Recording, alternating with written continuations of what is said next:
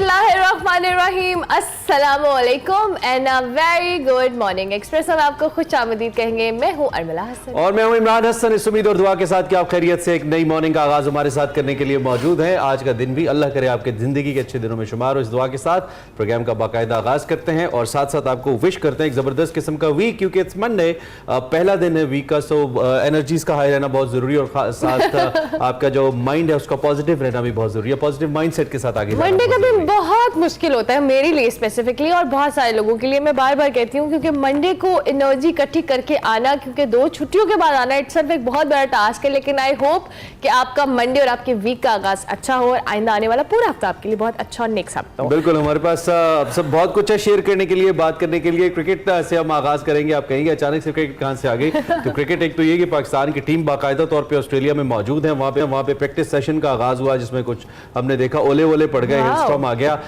खैर 17 रुकनी ऑफिशियल्स के साथ और 18 रुकनी प्लेयर्स के साथ ये हमारा स्क्वाड जो है वो मौजूद है ऑस्ट्रेलिया में। इसके लिए ऑस्ट्रेलिया की दारुल-हुकूमत कैनबरा के का जो ओवल स्टेडियम है, यहाँ पे पाकिस्तान क्रिकेट टीम का पहला प्रैक्टिस सेशन हुआ और ये प्रैक्टिस सेशन बारिश और यालाबारी की नजर हो गया।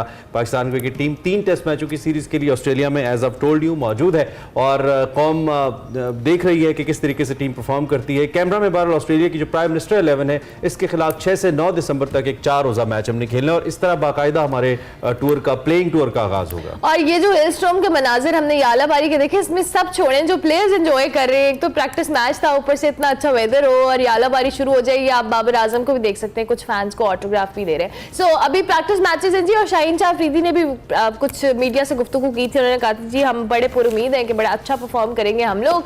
और ये तो थी मेल या मेंस क्रिकेट टीम की खबर। और पाकिस्तान वुमेन क्रिकेट टीम ने न्यूजीलैंड वुमेन्स को 7 विकेटों से शिकस्त देकर तारीखी जीत अपने नाम की है। कौमी टीम ने जी T20 मैचेस में कीवीज को पहली बार न्यूजीलैंड के अंदर ही हराया है। क्या बात है, ये 3 मैचों की सीरीज है। पाकिस्तान वुमेन्स टीम ने न्यूजीलैंड के खिलाफ फातिहाना आगाज किया। इसका रन बहुत ज्यादा नहीं थे लेकिन फिर भी डिफेंड बहुत ही अच्छा कर गए। हम पहली बार T20 में न्यूजीलैंड को हमने शिकस्त दी। कौमी वुमेन टीम ने दुनिया में खेले गए इस मैच में T20 मैच में जिसकी हम बात करें, मेजबान न्यूजीलैंड का 128 रन का हदफ 10 गेंदे पहले ही हासिल कर लिया। जो ओपनर हैं शवाल जुल्फिकार, उन्होंने 41 रन की मैच विनिंग इनिंग्स खेली। आलिया रियाज ने 25, कप्तान निदा डार और मुनीबा ने 23 रन बनाए। इससे पहले न्यूजीलैंड ने मुकर्रर 20 ओवर्स में 6 विकेटों के नुकसान पर 127 रन बनाए थे। फातिमा सना सिर्फ 18 रन देकर 3 खिलाड़ी हासिल कर पाई थी, 3 विकेटें उन्होंने ले ली थी और उनको प्लेयर ऑफ द मैच भी करार दे दिया गया था। फातिमा सना ने कहा इस मौके पर कि न्यूजीलैंड की कंडीशंस पर बॉलिंग आसान नहीं, लेकिन कामयाबी ने डेफिनेटली मोरल बुलंद किया है और अब ब्लैक टीम्स और पाकिस्तान के दरमियान दूसरा T20 मंगल को खेला जाएगा। बिल्कुल, ये अखबार में भी इतनी अच्छी एक पिक्चर छपी है, विश के आप लोग भी देख सकें और आप एक्सप्रेस रोजनामा एक्सप्रेस में देख सकते हैं। इतनी विनिंग मोमेंट वाली हमारी गर्ल्स की एक पिक्चर है। हमारी जब वुमेन क्रिकेट टीम कुछ भी अच्छा करती है, we really proud of them और हमें बड़ी एक्साइटमेंट होती है, बहुत खुशी होती है। तो आज हमने सोचा कि मेंस क्रिकेट इतनी बात करते हैं तो आज हम वुमेन्स की जीत को भी सेलिब्रेट करेंगे। और भी बहुत कुछ है प्रोग्राम में जी, आगे बढ़ते हैं। लेकिन आपको पता है जो इंतखाबात का मैच है उस पर हम बात करते हैं आज की बड़ी खबर में।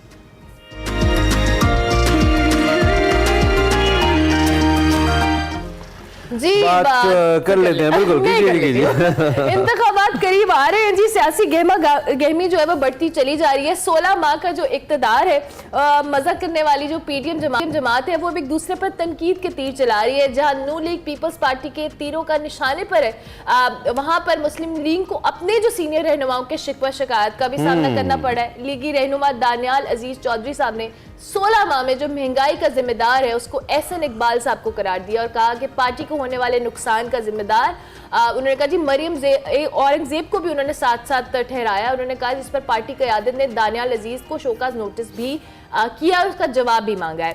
साबिक वज़ीर आज़म और लीगी रहनुमा शाहिद खाकान अब्बासी ने एक अमेरिकन नशियाती अदारे को इंटरव्यू दिया और कहा कि इलेक्शन नहीं लड़ा, इलेक्शन के बाद जो मुमकिन खराबी का हिस्सा वही बनना चाहता और इंतखाबात फेयर हुए, उंगली ना उठी तो आगे मामला चल सकता है। आगे के रास्ते का तयन जो है उन्होंने अभी तक नहीं किया और हुकूमत चलाना मुश्किल होगा। सबको बैठकर फैसला करना चाहिए कि मुल्क में क्या तब्दीली करनी चाहिए। शाहिद खाकान अब्बासी साहब मुसलसल ये कहते नजर आते हैं कि इलेक्शन इस मसले का हल नहीं है, मिल बैठना इसका हल है। उनकी बात में कुछ हद तक वजन भी नजर आता है। पहले उनका कहना था कि उनके हल्के के अवाम का बहुत दबाव है उस पर, लेकिन अब सूरत हाल ये सामने आ रही है कि शायद वो इलेक्शन नहीं लड़ना चाहते।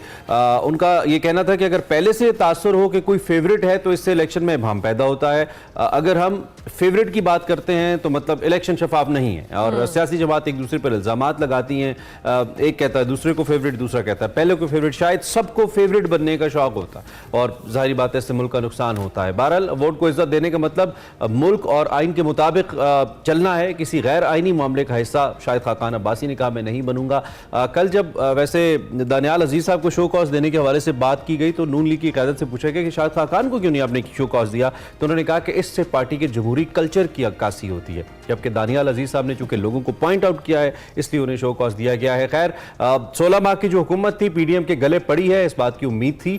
और जो शहबाज शरीफ साहब की वजीर आजम या उनकी लीडरशिप के अंदर जो 16 मंथ्स हैं ये अब हॉन्ट कर रहे हैं पीडीएम की हुकूमत को समहाउ। इस वक्त हमारे साथ आमिर इलियास राना साहब सीनियर सहाफी मौजूद हैं, उनसे इसी हवाले से हम बात करते हैं। बिल्कुल आमिर साहब, बहुत शुक्रिया। Good morning, I hope you are doing well. ये जो पार्टी के अंदर कुछ स्टेटमेंट्स आ रही हैं, पहले दानियाल अजीज चौधरी साहब की आई, फिर उन्होंने इसका जिम्मेदार एहसन इकबाल को ठहराया, मरियम औरंगजेब को कहा, जिस पे पार्टी ने उनको शो का नोटिस दिया। ये तो हम एक्सपेक्ट कर रहे थे कि सियासी जमातें एक दूसरे के ऊपर करेंगी तनकीद, ये तो अपनी पार्टी के हवाले से कुछ खबरें आना शुरू हो गई हैं, क्या कहेंगे?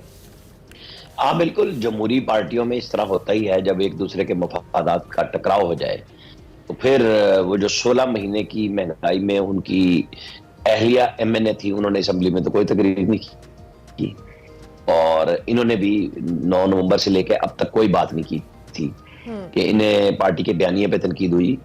मेरे तो बहुत अच्छे दोस्त हैं, दानियाल अजीज हों या एहसन इकबाल, मेरा बड़ा अच्छा ताल्लुक है दोनों के साथ। लेकिन बात तो हमें सही करनी है, चाहे ताल्लुक है, चूंकि वो बीच चौराहे में अपनी पार्टी की अंडिया फोड़ रहे हैं तो उसके ऊपर तबसरा भी होगा।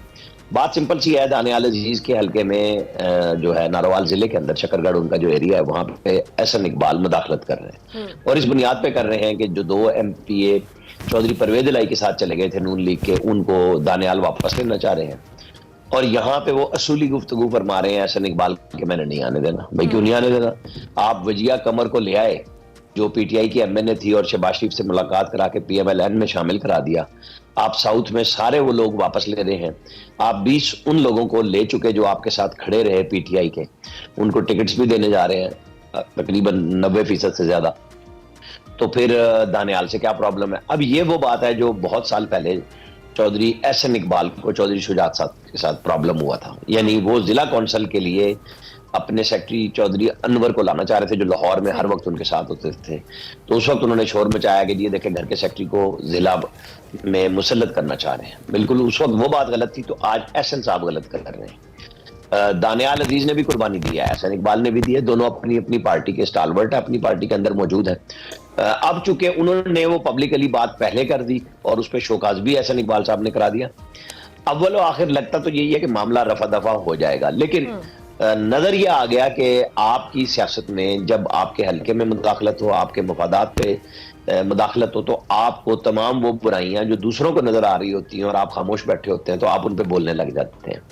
और जाहिर है कि महंगाई का मसला इनके लिए है, लेकिन दानियाल अजीज का ख्याल यह है कि जिन 2 MPs को मैं वापस लाना चाहता हूँ वो मुझे कौमी असम्बली में जितवाने का बाइस बनेंगे। उनका वोट है और वो भी कोई पीटीआई से तो नहीं लड़ेंगे ना, या काफ लीग से लड़ेंगे, उन्होंने भी लड़ना नून लीग से है। बस ये इतनी कहानी है, इसके ऊपर जितनी मर्जी हम बात कर लें। और इसमें क़यादत के लिए कोई इम्तिहान भी है? दोनों आपने कहा दोनों स्टार वाल्स है पार्टी के, ज्यादा इम्तिहान भी है पार्टी के लिए दोनों के मामले में? मेरा नहीं ख्याल कि जब वो दोनों तरफ से बात की जाएगी तो बिठा लिया जाएगा। अच्छा, आपको लगता है कैसा हो जाएगा? ठीक है जी। और ओवरऑल जी आप आमिर इलियास राना साहब, आप क्या आजकल ट्विटर के ऊपर मैं देख रहा हूँ कुछ क्लिप्स बड़े वायरल हैं जिसमें कुछ हिस्टोरिकल पर्सपेक्टिव से बात की जा रही है कुछ सहाफ़ी हजरात के साथ। हम उस तारीख के ऊपर खैर क्या बात करें, हम मुसलसल इस पर बात करते नजर आ रहे हैं। जो रिसेंट डेवलपमेंट्स हैं इंतखाबात को लेकर या इंतखाबी जोड़ तोड़ या मामलात को लेकर, अब आप इस कहानी को किस हद तक स्मूथली अपनी मंजिल की जानिब बढ़ता देखते हैं, या अब भी आप समझते हैं क्योंकि जो केयर टेकर सेटअप है उसके बारे में भी हमें कुछ सुनने को ऐसी इतलात आ रही हैं कि शायद केयर टेकर सेटअप इतनी जल्दी नहीं चाह रहा कि ये मामला खत्म हो, तो अब आप इस कहानी को या इस गाड़ी को मंजिल तक पहुंचता देखते हैं? मैं इंतखाबात की बात कर रहा हूँ। देखें, वो जो आपको मैंने पिछली दफा भी मशवरा दिया था कि इसके ऊपर आपको घर जाके बात करनी है, बाकी मुझे आपका नहीं पता कि वो क्या आप कर सकते हैं क्या नहीं कर सकते, जो चीफ जस्टिस साहब ने कहा था। लेकिन मुझे ये लग रहा है कि इंतखाबात 8 फरवरी को हो जाएंगे और काजी फायद ईसा के होते हुए मुझे कोई अभाम नहीं है, कोई मुझे शक नहीं है। वो किसी भी प्रेशर में जो मर्जी हो जाए, उनके ऊपर जो मर्जी तबर्रा भेज लें, वो इलेक्शन को आगे नहीं जाने देंगे। चीफ जस्टिस के होते हुए ये काम मुमकिन नहीं है। उन्होंने बड़ा सॉलिड मैसेज पहले दिया, सदर से कहा कि आप भी बताएं, और इलेक्शन कमीशन से भी किया, और अब वो सुप्रीम कोर्ट में बैठ के उसका पहरा देंगे। देखिए जनरल फैज, जनरल बाजवा, इमरान खान और सदर आरिफ अलवी, इन चारों ने मिल के स्टेट की कुव्वत के साथ जोर लगाया था कि ये सुप्रीम कोर्ट से बाहर हो जाए, और तकरीबन कामयाब थे। लेकिन वो अपना केस अपनी अहलिया के साथ लड़े, जजेस ने फैसला किया और वो बहाल हो गए, मतलब वो विंडिकेट हुए उसके, और वो उस दौरान पैदल आते जाते रहे, और अब भी वो पैदल ही आते जाते रहे जब तक वो चीफ जस्टिस नहीं बने थे। ये आपके और हमारे इल्म में, यानी एक शख्स घबराता नहीं है किसी भी प्रेशर में, तो आप उसको डरा नहीं सकते। मतलब यही बताया जाता है ना कि जी आपकी कोई कमजोरी है, तो जितनी कमजोरियां थी वो उस केस के अंदर सामने आ चुकी और वो उससे बरी हो चुके। तो मैं नहीं समझता कि कोई हीला बहाना उनको ये सिखा सकेगा। हमारे यहाँ बहुत गुफ्तगू होती है, जैसे गवर्नर साहब हैं, वो अपने समझाने के चक्कर में बड़े बयान दे रहे हैं। भाई 2 फरवरी को भी इस मुल्क में 97 में इलेक्शन हुआ था, जब क्लाइमेट चेंज जो है ना बहुत अच्छा था आज के मुकाबले में, सर्दियां ज्यादा शदीद होती थी। तो कोई ऐसा इशू नहीं है कि जी सर्दियां होंगी तो एक आधे हल्के के कुछ पोलिंग स्टेशन रुक जाएंगे वहां पे, अगर बर्फबारी शदीद नौयत की उस दिन हो रही होगी।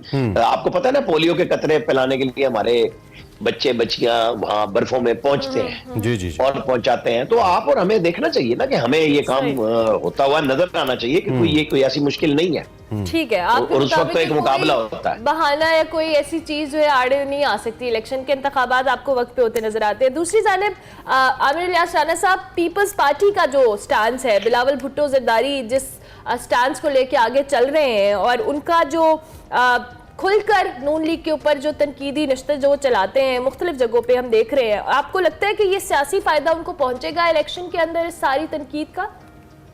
मैं पिछले सवाल में एक छोटी सी बात का जवाब देना भूल गया और फिर मैं इस पे आ जाता हूँ। वो जो था ना कि कुछ सोशल मीडिया पे क्लिप वायरल हो रहे हैं और फलां हो रहे हैं, असल में बहुत सारे लोग नवाज शरीफ के इंसाफ को, हमारे साफी दोस्त कहते हैं ये शर्मनाक है। तो मैं उनसे ये कहता हूं कि भाई जब शर्मनाक अंदाज में सजाएं दी जा रही थी एक वजीर आजम, तो आपने उसे तय किया कि एक लाडले को लाना है और उसे निकालना है, तो तजर्बा करने के लिए मुल्क उसकी भीड़ चढ़ा दिया और आज हम सारे भुगत रहे हैं। तो उस पर वो सीख पाओ जाते हैं, क्योंकि उन्हें रट्टे पढ़ाए गए थे, सबक सिखाए गए थे, वो पेपर ले के, मैं आपको बता रहा हूँ, खुश खत वो चैनलों के दफ्तर में आते थे वो खत लेके, और मैं उस वक्त भी उन्हें कहता था कि यार ये जुबानी बात कर लिया करो। अच्छा, मैं हर जगह पे जाता हूँ, कागज मांगता हूँ और पॉइंट्स लिखता हूँ कि जी क्या है जो जवाब दे रहे हैं या सवाल है, कोई चीज उस वक्त ज़हन में आ जाए। हमारी वोकैबुलरी अल्लाह के फजल से हम उनको वही याद कराते हैं तो चीखें निकलती हैं। अब आप आ जाए बिलावल साहब पे। मैंने सीसीआई की मीटिंग जब हुई और उन्होंने कहा कि अब ये मर्दमशुमारी हमने ओके कर दी, तो मैंने कहा लो जी, एक तो इलेक्शन 4 महीने गए और दूसरे नून और पीपल्स पार्टी की लड़ाई का टाइम शुरू हो गया। तो 17 अगस्त को उन्होंने पहला बयान दिया कुंडी साहब ने कि जी हमें तो 90 दिन में इलेक्शन चाहिए। ये इलेक्शन किसके खिलाफ लड़ेंगे बताएं ना, लोगों को धोखा भी तो देना है ना, लोगों को बताना भी है कि हम बड़े सच्ची जमहूरियत के पाबंद हैं। इन्होंने जो जमहूरियत सिंध के अंदर दिया है, इनको कोई खतरा नहीं है सिंध गवर्नमेंट बनाने में। उनको खतरा और थोड़ी सी फीलिंग आई जब ये JUI और GDA, PMLN, MQM का इत्तेहाद होता हुआ नजर आया कि कहीं कोई पिछली दफा की तरह की साजिश ना हो। उस वक्त भी बड़ी मुश्किल से जरदारी साहब ने GDA को रोक के और पीपल्स पार्टी की गवर्नमेंट बनाई थी। तो इस दफा थोड़ा सा सिंध गवर्नमेंट के अंदर वजीर आला अपना होने के बावजूद वज़रा और अफसरों की तबादलों ने कुछ ऐसी सिचुएशन किया कि उनको खौफ हुआ। BAP उनको नहीं मिल सकी, जो जहेज में मिलने थी IPP की जगह पे पीपल्स पार्टी को लोग जो मिलने थे पार्लियामेंटेरियन KP से, जो परवेज खट्टक की सूरत में आया, उन्होंने वो जो बिलावल भुट्टो वजीर आजम का ख्वाब तोड़ा ना, तो बिलावल साहब अब तक नहीं संभल रहे। उनको पार्टी के अंदर, फैमिली के अंदर सब ने वजीर आजम कहना शुरू कर दिया था, बस वो चक्कर था। और अब वो वालिद साहब ने उनको बड़ी अच्छी तरह पब्लिक में आके समझाया कि भाई ये बात इस तरह नहीं करनी। बाकी गुस्सा ठीक है PMLN के, देखे ना फर्स्ट ईयर से कोई तनकीद नहीं करता। बहुत ज्यादा आप मीडिया चैनल्स में हो तो 1-2 सवाल कर लें तो वो तरीके से एहसन इकबाल से लेके राना साइड पे निकल जाते हैं। अगर आमिर साहब तहरीक इंसाफ मुकम्मल तौर पर इस पॉलिटिकल प्रोसेस के अंदर एक्टिव होती, जो कि वो गिला करते हैं कि हमें दीवार के साथ लगा दिया गया या हम नहीं कर पा रहे, उनके चेयरमैन नहीं हैं, उनके नए चेयरमैन आ गए, इंट्रा पार्टी इलेक्शन हो गया, उस पर भी खैर कुछ सवालिया निशान लोगों ने उठाए, लेकिन मुकम्मल तौर पर अगर तहरीक इंसाफ इस मैदान अमल में होती तो तब भी आपको लगता है कि नून लीग और PPP एक दूसरे के खिलाफ ऐसे ही तनकीद के निस्तर बरसाते एक दूसरे के ऊपर जैसा आप कर रहे हैं, या नहीं? क्योंकि एक वक्त के अंदर, और अब भी तहरीक इंसाफ ये कहती है कि मुल्क के अंदर 2 जमातें, एक तहरीक इंसाफ है और दूसरी बाकी 12-13 जमातें हैं, यानी कि दो वोट बैंक्स हैं। तो फिर क्या तब भी ऐसा ही होता है, आपको लगता है कि नहीं तब शायद ऐसा ना होता? देखिए, वक्त और हालात के साथ सियासत होती है और मफरूजों पे नहीं होती। आज पीटीआई कट टू साइज है, तो पीएमएलएन को एज है ना, पंजाब के अंदर उनका मुकाबला पीटीआई का उनसे और उनका उनसे होना था, जो कि नहीं होगा। अब इनको अपनी पड़ गई है पीटीआई को, इन्होंने स्टेट पे हमला किया। इनकी वाहिद ख्वाहिश ये थी कि गेट नंबर 4 इनके लिए ओपन हो जाए, ये पहले की तरह मोहब्बत मिले, वो नहीं मिल रही, क्योंकि इन्होंने आर्मी चीफ को आने से पहले रोकने की कोशिश की। 9 मई को उनके खिलाफ तख्ता उलटने की कोशिश की, जिसके सारे शवाहिद उनके पास मौजूद हैं। वक्त के साथ साथ हर चीज आहिस्ता आहिस्ता आ रही है। मुझे तो बल्ले का निशान अब बहुत खतरे में नजर आ रहा है। अकबर एस बाबर ने देखे कितना साल लगा के फॉरेन फंडिंग पे इमरान खान साहब को एक अंजाम में पहुंचाया, जिसमें वो 5 साल के लिए नाअहल है, और जिस नाअहली पे उनकी पार्टी की चेयरमैनशिप चली गई है, यही नाअहली खान साहब की ख्वाहिश पे नवाज शरीफ को दी गई थी। हालांकि सुप्रीम कोर्ट के 11 जजों का फैसला था कि जिस पार्टी को सुप्रीम कोर्ट बैन ना कर दे उस वक्त तक उसके खिलाफ तदीबी कार्रवाई नहीं होगी। ये मोहतरमा बेनजीर भुट्टो के केस में हुआ था। लेकिन साकिब निसार साहब ने इनके लिए वो जो सारी इलेक्शन मुहिम चलाई थी, तो 3 रुकनी बेंच के जरिए एक फैसला दिया और फिर इलेक्शन कमीशन से नवाज शरीफ की पार्टी की सदारत एन उस वक्त छीन ली जब सेनेट के इलेक्शन के टिकट शेर के निशान के वो मुशाहिद हुसैन और मुसद्दिक मलिक वगैरह को दे चुके थे, और वो आजाद लड़े, और आज भी सेनेट के ऊपर उनकी तादाद आजाद में आती है, और सादिक संजरानी साहब उसमें फायदेमंद हुए, लोगों ने वोट दिए उन्हें। आमिर साहब, तो अब आप बिल्कुल इसको देख लें, मैं बिल्कुल खत्म कर लूं इस बात को। ये अभी चलेगा प्रोसेस, और मैंने 13 नवंबर से ये बात कहनी शुरू की थी, जिसका पहला मरला आ गया। मुझे लग रहा है कि उस वक्त आखिरी वक्त में शेर फिर होगा और बल्ला निशान की सूरत में मौजूद नहीं होगा, क्योंकि एक सहूलतकारी उनके लिए हुई थी जवाब में। अब उस पार्टी का बिल्कुल सीधा मरियम नवाज ने कहा था कि हमें लेवल प्लेइंग फील्ड दें, जिस तरह हमें बंद किया गया था तो दूसरे को भी बंद हो गया। लेकिन दूसरी जानिब अगर वोट बैंक की बात करें या पब्लिक पल्स की बात करें, वो भी हमें करनी चाहिए। वो तहरीक इंसाफ के साथ है, लोग तहरीक इंसाफ, फॉर्मर चेयरमैन तहरीक इंसाफ के साथ हैं, उनकी बात करते हैं। अभी रिसेंटली एक सीनियर साफी तलत हुसैन साहब का एक प्रोग्राम हमने देखा, बड़ा वायरल हुआ ट्विटर के ऊपर। उसमें तलबा ने 70-80% तलबा ने क्वेश्चन किया कि लेवल प्लेइंग फील्ड क्यों नहीं है, चले वोट तो हम जिसको देते हैं। तो फिर कैसे जस्टिफाई करेंगे हम इन इंतखाबात को, जिसकी जानिब कल शाहिद खाकान अब्बासी साहब ने भी इशारा किया, और मेरे ख्याल में बहुत सीनियर सियासतदान है, बड़ा मामला फहम है, साबिक वजीर आजम है, उनकी बात को हम ऐसे जाने तो नहीं दे सकते। इस पे फिर आप क्या कहेंगे, हम इन इलेक्शंस की न्यूट्रलिटी के ऊपर? मैं आ जाता हूं पहले शाहिद खाकान अब्बासी पे, जिसको दोबारा वजारत उज़्मा नहीं मिली, उनके वो दर्द ही नहीं खत्म हो रहा, उनको समझ ही नहीं आ रही कि मैं कहां जाऊं। जैसे बिलावल को नहीं ना समझ आ रही, शाहिद खाकान अब्बासी ने अब अपने आप को नवाज शरीफ का मुतबादिल समझ लिया था। शहबाज शरीफ वजीर आजम क्या बने, उनकी तो समझ से ही खत्म हो गई बात। मिफ्ता इस्माइल साहब, वो जो उनका दूसरे भाई पीटीआई को उस वक्त 2018 में करोड़ों रुपए की फाइनेंसिंग कर रहे थे, वो सेठ है ना, इंडस्ट्रियलिस्ट है, वो हर तरफ खेलते हैं, उन्होंने भी खेला। अब ये दोनों मोहब्बत में चल रहे हैं, इनको समझ नहीं आ रही, क्योंकि इसाक डार के जाने के बाद ही मिफ्ता इस्माइल का दाव लगा था ना, वजीर खजाना बने थे, और काम चलता रहा। ये अब आप आ जाए न्यूट्रलिटी पे ना, ये सवाल अगर आपका भी सवाल होता कि जैसे 2018 में इलेक्शन में पीएमएलएन के रास्ते बंद थे, उनके लीडर को बंद किया गया था, उनकी मकबूलियत थी, उन्होंने स्टेट पे हमला नहीं किया था, इसके बावजूद वो पंजाब विन कर गए थे। लेकिन उन सबको घरों पर बैठाया गया कि एक भी आजाद उन्होंने उनके पास जाने नहीं दिया। सारे जहांगीर तरीन और अलीम खान के जहाजों में बैठ के और वीगो डालों में महकमा ज़राअत भर के लोगों को लाता था। लेकिन जो तब गलत था आमिर साहब, वो भी गलत है ना। 2018 की मिसाल ये नहीं, अच्छी मिसाल तो नहीं है ना जो हम दे रहे हैं। मेरा सवाल यही था कि अगर आपका सवाल 2 इकट्ठा होता ना, कि 2018 में था और आज वो रिपीट हो रहा है, तो मैं आपको जवाब देता। लेकिन आपने उसको सिर्फ अकेली मोहब्बत दिखाई, जो हमारे यहाँ बहुत सारे लोगों को आ रही है। तो मुझे ये बताना पड़ेगा कि ये मकाफात अमल है। नहीं, वो ठीक है, आपकी बात में मान। सिर्फ मुझे आखिरी 20 सेकंड में आमिर भाई ये बता दें कि 2018 का गलत 2023 का ठीक कैसे हो सकता है? 2018 का गलत आज भी तो गलत ही है ना। मैंने तो नहीं कहा, मैं आपकी राय से इत्तेफाक करते हुए आपके सवाल को गलत समझते हुए कह रहा हूं कि कौन कह रहा है और किसको परवाह है भाई। 2018 में किसी ने परवाह की थी जो 2023 में कर लेगा? पूछ लें आप, वो कौन सी दुनिया है जो नहीं राब्ता कर रही थी? खान साहब ने तो ताल्लुकात को बने हुए को बिगाड़ दिया था। सही हो गया, ठीक है। Thank you very much. की दुनिया में रहे, बहुत शुक्रिया आपने हमें ज्वाइन किया। मौजूदा सियासी सूरत हाल पे आसराना साहब हमारे साथ मौजूद थे, अपनी तजिया दे रहे थे। ब्रेक लेते हैं, ब्रेक के बाद वापस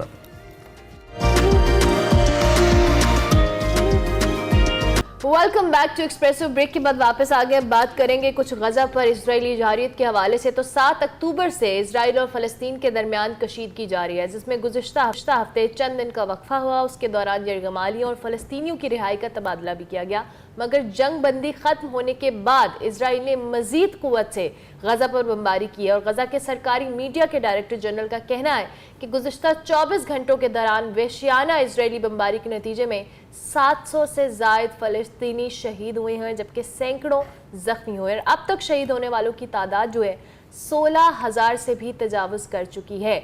इजरायली हमले में जी गजा से ताल्लुक़ रखने वाले नामवर साइंसदान सुफियान भी शहीद हो गए। और दूसरी जानिब COP28 के मौके पर निगरान वज़ीर आज़म इनवारुल हक काकर साहब ने कहा है कि पाकिस्तान जंग बंदी की वकालत में पेश रहा है, ताकि इजरायली हुकूमत के इंतहाई गैर मुतनासिब नाकाबिल फ़हम तशद्दुद को रोका जा सके। और प्राइम मिनिस्टर ने साथ साथ ये भी कहा कि अगर तशद्दुद बंद ना किया गया तो ये खत्ते को अपनी लपेट में ले सकता है। बिल्कुल, मिस्र, शाम, उर्दन इस लपेट में आ सकते हैं, शायद इसकी कोई हद नहीं होगी। फिर उन्होंने ये भी कहा कि इंसानी हमदर्दी की बुनियाद पर राहदारी का क़याम दूसरी अहम तरीन चीज़ है और इसमें मुख्तलिफ ख्यालात हैं और पाकिस्तान इसे समझता है। पॉप फ्रांसिस का इस मौके पर कहना था कि उन्हें गजा में आर्जी जंगबंदी ख़त्म होने पर अफसोस है और उन्हें इस मामले पर जो शामिल अफराद हैं उन पर जोर दिया कि वो जल्द अज जल्द इस जंगबंदी के एक नए मुआहदे तक पहुँचें। दोबारा से जंगबंदी होनी चाहिए। जो आलमी इदारा सेहत है WHO, उसके सरबरा का ये कहना है कि गजा पर जो इसराइली बमबारी है ये इंतहाई खौफनाक है और जो जंगबंदी है इसकी ज़रूरत पर उन्होंने जोर भी दिया। दूसरी जानिब ट्विटर पर अपनी पोस्ट में उनका ये कहना था कि कल हमारी टीम ने जनूब में नासिर मेडिकल हॉस्पिटल का दौरा किया, जहां गुंजाइश से 3 गुना ज़्यादा तकरीबन 1000 मरीज़ मौजूद हैं। ये WHO के सरबराह कह रहे हैं। बेशुमार लोग वहाँ पनाह की तलाश में हैं जो हॉस्पिटल के कोने कोने में पाए जाते हैं। उन्होंने ये भी कहा कि जो मरीज़ हैं उनको फ़र्श पर लिटा कर उनका इलाज किया जा रहा है, वो दर्द से बिलबिला रहे हैं। ये हालात इलाज की फरहमी के लिए काफ़ी नाकाबिल तसव्वुर हैं।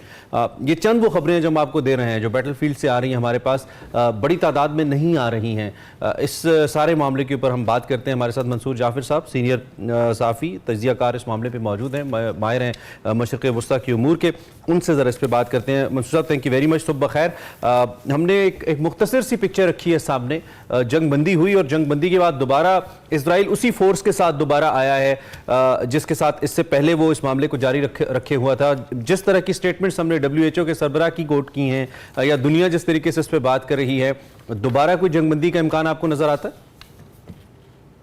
मुझे तो जी इस पूरे एपिसोड में जो एक पर्टिकुलर पैटर्न ऑब्जर्व मैंने किया है वो ये है कि जब भी अमेरिका या उसका कोई ओहदेदार जो है वो खत्ते का दौरा करता है या कोई स्टेटमेंट देता है, उसके बाद गजा पे जो बमबारी है, ये जो गजा के खिलाफ इसराइल की जो एग्रेशन है उसमें एक सियासत आ जाती है। ऐसे ये लगता है कि ये पॉलिसी बनाई गई है कि तो उनको बिहाइंड द डोर जो है अमेरिकन ओहदेदार और दीगर जो हुकाम उनसे मिलते हैं वो उनसे कुछ और बात करते हैं, और जब वो पब्लिक स्टेटमेंट्स देते हैं उसमें वो इसी नौइयत का रेहॉट्रिक जो अभी आपने बहुत सारे हुक्मरानों और जिम्मेदारान के हवाले से इंक्लूडिंग पाकिस्तान के वज़ीर आज़म जो बात कर रहे हैं, क्योंकि जो काम जिन्हें जो करना चाहिए वो नहीं कर रहे हैं, वो तबसरा निगारी ज्यादा कर रहे हैं, जो काम उनके करने का है वो नहीं कर रहे हैं। इसी वजह से ये जो गजा पर मामलात हैं वो रोज बरोज बगाड़ का शिकार हो रहे हैं।